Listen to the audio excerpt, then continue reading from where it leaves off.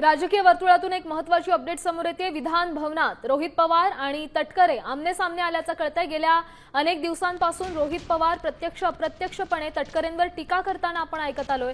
या संदर्भात अधिकची माहिती देत आहेत आपले प्रतिनिधी गिरीश कांबळे। गिरीश, सध्या असं समोर येतंय की रोहित पवार आणि तटकरे आमने सामने आल्याची दृश्य आपण पाहू शकतो।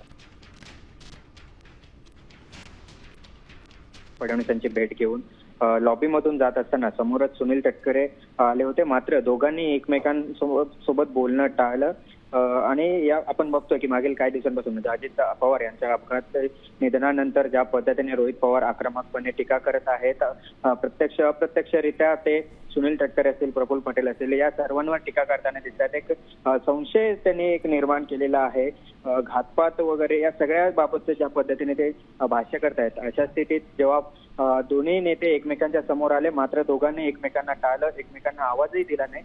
अशा पद्धतीची सध्याची घटना या विधिमंडळाच्या लॉबीमध्ये आज घडली। नक्कीच धन्यवाद गिरीश, दिलेल्या या सविस्तर अपडेटसाठी। तर मिळालेल्या माहितीनुसार या दोघांनीही एकमेकांशी बोलणं टाळलेलं आहे।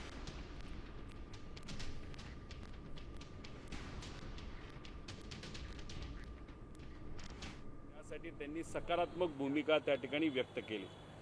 माझ्याकडनं काही अजून डॉक्युमेंट आणि काही पत्र त्यांनी मागितलेले आहेत, जे डॉक्युमेंट आणि पत्र घेऊन ते नक्कीच उद्या जाऊन या देशाचे जे गृहमंत्री आहेत त्यांच्यापुढे ते मांडतील असं त्यांनी त्या ठिकाणी सांगितलेलं आहे। त्याच्याचबरोबर मी अजून एक विनंती ही मुख्यमंत्री साहेबांना केलेली आहे, ती म्हणजे अजितदादा ज्या बंगल्यामध्ये गेले 20-22 वर्ष राहत होते, म्हणजे देवगिरी बंगला, तिथं दादांचं एक स्मारक असावं।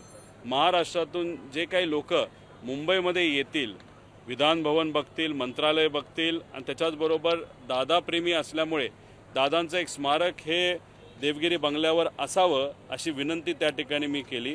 त्याच्याचबरोबर विधिमंडळाच्या आवारात अजितदादांचं एक स्मारक असावं याबद्दलची घोषणापेक्षा एक इच्छा ही विधानसभेचे जे अध्यक्ष आहेत त्यांनी तिथं केली।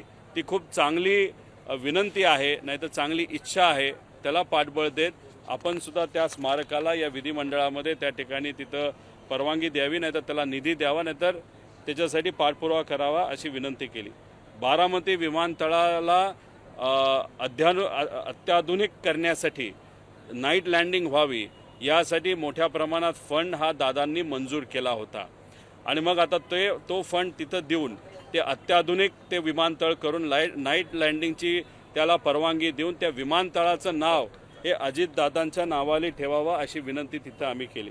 त्याच्याचबरोबर पुणे रिंग रोड ज्याच्यासाठी दादांनी सुद्धा मोठ्या प्रमाणात पाठपुरावा केला होता आणि त्या रिंग रोडचा फायदा हा पुण्यातल्या व महाराष्ट्रातल्या अनेक लोकांना त्या ठिकाणी होऊ शकतो। त्यामुळे पुणे रिंग रोडचं नाव सुद्धा दादांच्या नावाने असावं अशी विनंती तिथं केलेली आहे।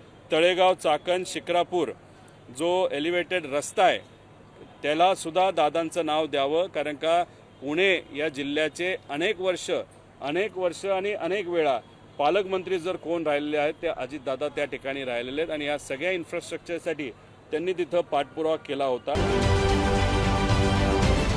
महाराष्ट्रातील सर्व बातम्यांचे विश्वासार्ह व्यासपीठ, सकाळच्या सर्व सोशल मीडिया प्लॅटफॉर्मला लाईक, फॉलो आणि सबस्क्राईब करा।